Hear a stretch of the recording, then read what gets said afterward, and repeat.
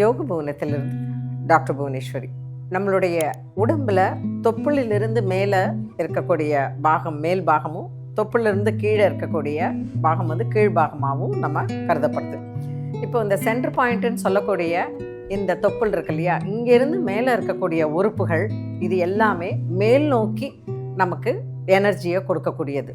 இங்கேருந்து கீழே இருக்கிறது கீழ்ப்பகுதியாக எனர்ஜியை கொடுக்கக்கூடியது. இப்போது நம்ம உடம்புல சென்டர் பாயிண்ட்டாக இருக்கக்கூடிய இந்த தொப்புள்ள இருந்து மேலே நமக்கு முக்கியமாக இருக்கக்கூடிய எல்லா உறுப்புகளும் இங்கே இருக்குது.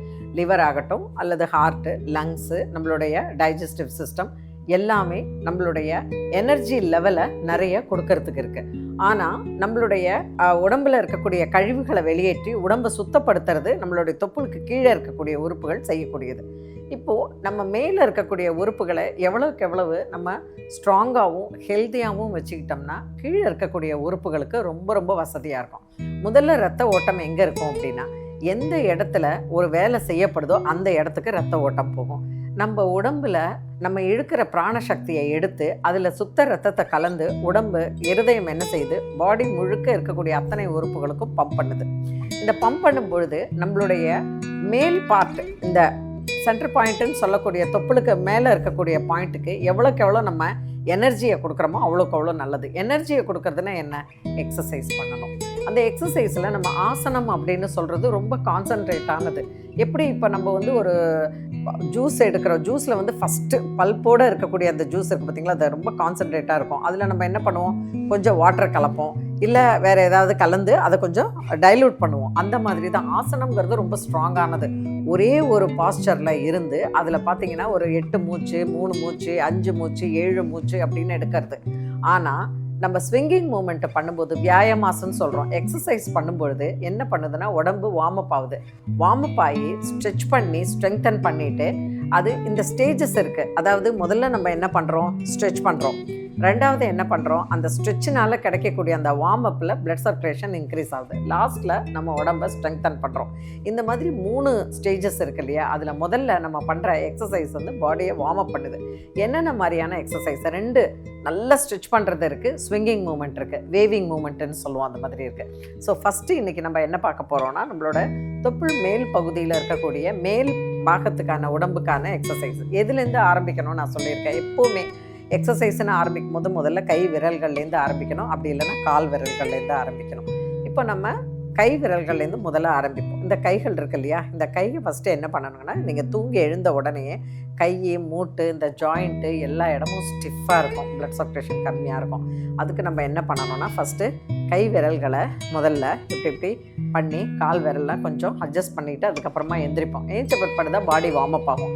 காலையில் எழுந்தோடனே 7லேருந்து 8 மணி நேரம் தூக்கத்துக்கு அப்புறம் பாடி ஸ்டிஃபாக இருக்கும். அப்போ ஃபஸ்ட்டு என்ன பண்ணணும், இதான் மூமெண்ட்டு, இதான் ஃபஸ்ட்டு மூமெண்ட். கையை என்ன பண்ணணும், நல்லா உதறணும். உதரும்போது கை விரல்களுக்கு நிறைய பிளட் சர்க்குலேஷன் ஆகும். 1 2 3 4 5 6 7 8. இப்போது இந்த விரல்களை இந்த மாதிரி பண்ண பிற்பாடு அதுக்கப்புறம் என்ன பண்ணுங்கள், நல்லா டைட் பண்ணுங்கள். நல்லா டைட் பண்ணி இந்த விரல்களை ஒவ்வொரு நகத்துக்கும் ஒவ்வொரு விரலுக்கும் அந்த ஜாயிண்ட் இருக்கு இல்லையா, இது ஒரு ஜாயிண்ட், இது ஒரு ஜாயிண்ட், இது ஒரு 3 ஜாயிண்ட் இருக்கும் நம்மளோட விரலில். ஸோ அதுக்கு நல்லா ஸ்ட்ரெச் கொடுங்க. இந்த ஸ்ட்ரெச் கொடுக்கும்போது விரல்களுக்கு நல்லா ரத்த ஓட்டம் போகுது. அடுத்தது எது, உள்ள கையை வச்சு, அதாவது உங்களோட கட்டை விரலை உள்ளே வச்சு நல்லா அப்படி அழுத்துங்க. அப்புறம் கட்டை விரலை வெளியில் வச்சு அப்படி ஃபீஸ்ட் நல்லா பண்ணுங்கள். அப்படி நல்லா டைட்டாக உங்களோட கை விரலை உள்ளே வச்சு நல்லா டைட் பண்ணுங்கள். எத்தனை முறை? அதே மாதிரி எல்லாமே 8 முறை பண்ணுங்கள். 8 முறை பண்ணுங்கள். பண்ணிவிட்டு அதுக்கப்புறம் என்ன பண்ணணும், இந்த ஜாயிண்ட்டுக்கு அடுத்த ஜாயிண்ட்டு நம்மளுடைய ரிஸ்ட், அந்த ரிஸ்ட்டை நல்லா ரொட்டேட் பண்ணுங்கள். 1 2 3 4 5 6 7 8. ரிவர்ஸ் 8 7 6 5 4 3 2 1. அவ்வளோதான். இது பண்ணிட்டோமா? இப்போது இந்த ரிஸ்ட்டுக்கு இன்னும் கொஞ்சம் எக்ஸசைஸு. இப்போ கைகளை உங்களோட ஷோல்டர் லெவலுக்கு நேராக வச்சுக்கோங்க. உங்கள் ஷோல்டர் வந்து ஸ்ட்ரெயிட்டாக இருக்கட்டும். அப்போ அவ்வளோதான். ஒரு கேட்டை திறந்து மூடுற மாதிரி நல்லா பண்ணுங்கள். இது இப்படி பண்ணி பாருங்கள், உங்கள் கைக்கு நல்ல ஸ்ட்ரெச் கிடைக்கும். இந்த இடத்துல பிளட் சர்க்குலேஷன் போகிறது உங்களுக்கு நல்லா தெரியும், நல்லா ஸ்ட்ரெச் தெரியும். இது மாதிரி ஒரு 8 முறை. அடுத்தது 1 2 3 4 5 6 7 8. அவ்வளோதான். அதுக்கப்புறம் என்ன பண்ணுறீங்க, நல்லா கைகளை நல்லா ஸ்ட்ரெச் பண்ணுங்கள். இந்த கைகளை நல்லா ஸ்ட்ரெச் பண்ணுங்கள். அடுத்தது இந்த ஸ்ட்ரெச், இந்த விரல்களுக்கும் இந்த ரிஸ்ட்டுக்கும் சேர்த்து நல்லா அப்படி ஸ்ட்ரெச் பண்ணுங்கள். ஓகேங்களா? அப்படி ஸ்ட்ரெச் பண்ணுங்கள். இப்போது இது முடித்த பிற்பாடு இது வரைக்கும் ரிஸ்ட்டுக்கு தான் வந்திருக்கோம், இன்னும் எல்போக்கு வரல. இப்போ தான் எல்போக்கு வரும். இப்போ இந்த எல்போ என்ன பண்ணணும், இந்த கரெக்டாக உங்களுடைய 2 கட்டை விரலும் உங்களுடைய செஸ்ட்டுக்கு சென்டரில் இருக்கணும். அப்படி வச்சு நல்லா அழுத்துங்க. அழுத்திட்டு நல்லா இந்த பக்கம் அழுத்துங்க. திருப்பி நல்லா இந்த பக்கம் அழுத்துங்க. நல்லா 1 2 3 4 5 6 7 8. அப்புறம் விரல்கள் நல்லா ஓப்பன் பண்ணுங்கள். திருப்பி கிட்ட கொண்டு வாங்க. 1 2 3 4 5 6 7 8.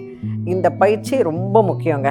அடுத்தது உங்களோட கைகளை நல்லா வச்சு நல்லா ப்ரெஸ் பண்ணுங்கள். யாரையும் நீங்கள் பிடிச்சி தள்ளுறீங்க இல்லை, செவுத்தை வந்து அப்படியே தள்ளுறீங்க அப்படிங்கிற மாதிரி இந்த கைகளை வச்சு நல்லா ஸ்ட்ரெச் பண்ணுங்கள். அப்போது இந்த இடத்துல வந்து நல்ல ஸ்ட்ரெச்சு உங்களுக்கு தெரியும்.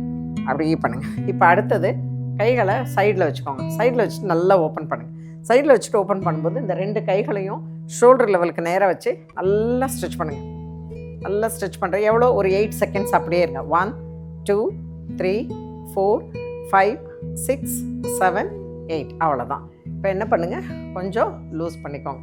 நல்லா ஷோல்டர் அப்படி லூஸ் பண்ணிக்கோங்க. ஏன்னா டைட் பண்ணும்போது இங்கெல்லாம் மசில்ஸ் எல்லாம் கொஞ்சம் வலி இருக்கும். ஓகேங்களா? இப்போ அடுத்தது இந்த இடத்துக்கும் ஷோல்டருக்கும் பண்ணோம். இது எல்போவை நல்லா ஸ்ட்ரெச் பண்ணுங்கள். 1 2 3 4 5 6 7 8. அவ்வளோதான். அடுத்தது இது 8 7 6 5 4 3 2 1. அவ்வளோதான். ஓகேங்களா? இப்போது இந்த கைகளை இப்படி ஓப்பன் பண்ணி உங்களோட ஷோல்டர் மேலே வச்சுக்கோங்க. இந்த 2 முட்டியும் இப்படி ஜாயிண்ட் ஆகணும். நல்லா ஓப்பன் பண்ணுங்கள்.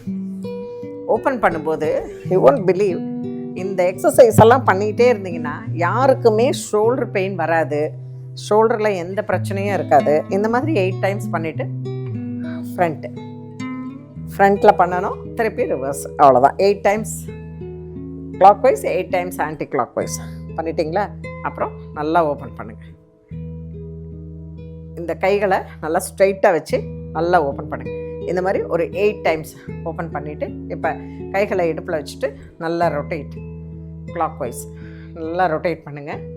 திரும்ப ரிட்டர்ன் ஆன்டி கிளாக் வைஸ் நல்லா பண்ணு. 8 டைம்ஸ் பண்ணிவிட்டு மேலே நல்லா ஸ்ட்ரெச் பண்ணணும்.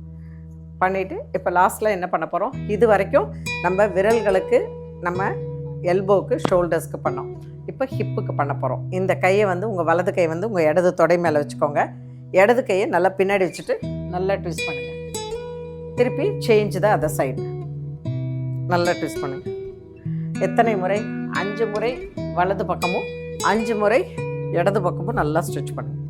அவ்வளோதான். ஓகேங்களா? ஸ்ட்ரெச் பண்ணிவிட்டு இதோட இது முடிஞ்சுது. ஆனால் இன்னும் நம்ம கழுத்து பண்ணலை, கண்கள் பண்ணலை. இதை அடுத்த நம்ம எபிசோடில் பார்ப்போம். இப்போ நம்ம என்ன பண்ண போகிறோம், லாஸ்ட்டாக நம்மளுடைய இடுப்பை நல்லா ஒரு ட்விஸ்ட் பண்ண போகிறோம். இப்போது ட்விஸ்ட் பண்ண பிறகு நல்லா இடுப்பை ரொட்டேட் பண்ண போகிறோம். நல்லா ஒரு 5 டைம்ஸு கீழே வந்து திருப்பி நல்லா பின்னாடி போய் திருப்பி கீழே வரணும். சில பேர் பண்ணுவாங்க எப்படின்னா, நான் பண்ணிட்டேங்க, 10 தடவை பண்ணிட்டேங்க, இந்த பக்கம் பண்ணுங்க, பண்ணிட்டேங்க. அவங்க ஏதோ இப்படி தான் ஆடுவாங்களே தவிர அவங்க ரொட்டேட் பண்ண மாட்டாங்க. இந்த இடுப்பு எப்படி இருக்கணும், இங்கே வந்து லெஃப்ட்டு, கீழே, ரைட்டு, பின்னால் நல்லா ஸ்டிச் பண்ணணும். இப்படி பண்ணும்போது, உழைச்சி பண்ணும்போது உங்களுக்கு அந்த டிஃப்ரென்ஸ் நல்லா தெரியும். இங்கே லோயர் பேக்கு, இங்கே இருக்கிற க்ளூட்டஸ் மசில், அதுக்கப்புறம் பார்த்திங்கன்னா இங்கே இருக்கக்கூடிய பெல்விக்கு, உள்ளே இருக்கக்கூடிய இந்த பெல்விக்கு இன்னர் தை மசில்ஸு, இது எல்லாத்துக்குமே நல்ல ஒரு ரொட்டேஷன் கிடைக்கும். அந்த காலத்துலலாம் இயந்திரத்தில் இப்படி வச்சு அரைச்சாங்க தெரியுமா, இயந்திரத்தில் இப்படி போட்டு நொய்யெல்லாம் உடைப்பாங்க, இந்த மாதிரி அது மாதிரி பண்ணாங்க. அதே மாதிரி அம்மி எப்படி அரைச்சாங்க, அப்புறம் ஆட்டுக்கல்ல எப்படி அரைச்சாங்க, எல்லாம் பண்ணோம். துணியை வாஷ் பண்ணுவோம். எப்படி வாஷ் பண்ணுவோம், ஒரு பக்கம் வச்சுட்டு இப்படி எடுத்து இப்படி உள்ளே வச்சு இப்படி பண்ணுவாங்க. ரொம்ப அழகான மூமெண்ட்டு. உடம்புக்கு எல்லா விதமான மூமெண்ட்டும் இருந்துச்சு. உடம்பும் வடிவமாக அழகாக இருந்துச்சு. இப்போது நம்ம எந்த வேலையுமே செய்யாமல் ஜிம்மில் போயிட்டு அங்கே இருக்கக்கூடிய இயந்திரங்களோட, வீட்டில் இருக்கிற இயந்திரத்தெல்லாம் மறந்துட்டோம். நம்ம மறந்துட்டு ஜிம்மில் இருக்கிற இயந்திரத்தோடு நம்ம போய் பாடாப்படுறோம். தயவு செய்து இப்போ மிஷின் ஆகிடுச்சு, வீட்டில் மிக்சி கிரைண்டர் எல்லாமே வந்துடுச்சு, ஒன்றும் பண்ண முடியாது. ஆனால் தயவு செய்து உங்கள் உடம்பே மிஷின் தான். இதுக்கு நீங்கள் தனியாக ஜிம்முக்கு போய் பண்ணணும்னு அவசியம் கிடையாது. உங்கள் உடம்பை வச்சுக்கிட்டு அழகாக வீட்டிலையே இந்த மாதிரி ஒரு மேட்டை போட்டுட்டு பியூட்டிஃபுல்லாக ஒரு 10லேருந்து 15 நிமிஷம் நீங்கள் பயிற்சி பண்ணாலே போதும். உங்கள் உடம்பு அந்த பயிற்சி, இப்போ நான் சொல்லி கொடுத்த இந்த பயிற்சியெல்லாம் முடித்த உடனேயே ஃபீல் பண்ணி பாருங்களேன். உடம்பு அப்படியே சும்மா ஜம்முன்னு இருக்கும், ஒரு மாதிரி ஃபிட்டான மாதிரி ஒரு ஃபீலிங் இருக்கும். அதே ஃபீலிங்கோடு மீண்டும் சந்திப்போம். உங்களது நாள் நல்ல நாளாக அமையட்டும். வாழ்த்துக்கள். வணக்கம்.